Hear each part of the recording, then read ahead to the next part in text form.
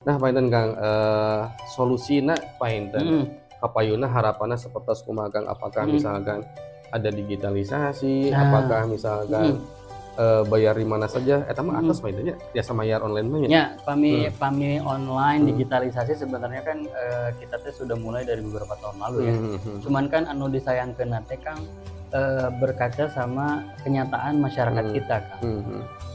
Seueur anu tos tiasa digitalisasi kanu Bener, HP bener. misalkan ya, tapi kan eta teh kalangan-kalangan anu anak-anak mudana Hmm, kitu nya, hmm, anak-anak muda teh diantawisna nya ti saprak SMP dugi ka umuran 40 hmm, masih hmm, bisa gitu. hmm, Tapi hmm, kan seueur oge diantawisna nu umuran-umuran 40 ka luhur teh nya anu gaptek hmm, hmm. kitu nya. Nah eta teh tugas pemerintah sangkan misalkan tiasa naon ngaranna ngaedukasikeun.